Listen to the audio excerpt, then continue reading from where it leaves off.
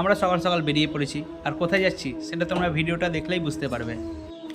আকাশে মেঘ ছিল কিন্তু এতক্ষণ বৃষ্টি পড়ছিল না। আমরা যখনই বেরালাম তখনই বৃষ্টি পড়তে শুরু করলো।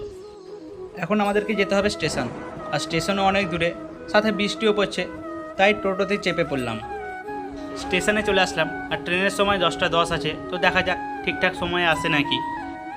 এক্সপ্রেস ট্রেন ছিল তাই বলে সঠিক সময় এসেছে, আর ট্রেনে ওঠার সাথে সাথে বসার জায়গাটাও পেয়ে গেলাম।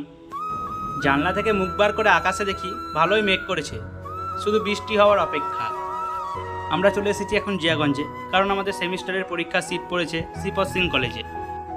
স্টেশন থেকে কলেজটা অনেক দূরে, কারণ আগেও একবার এসেছিলাম পরীক্ষা দেওয়ার জন্য, তাই আর হাঁটলাম না, যদি ওদিকে পরীক্ষায় দেরি হয়ে যায়। অ্যাডমিট আনতে ভুলে গেছিলাম, আর অ্যাডমিট প্রিন্ট করতে গিয়ে দেখি দোকানে কারেন্টই নেই।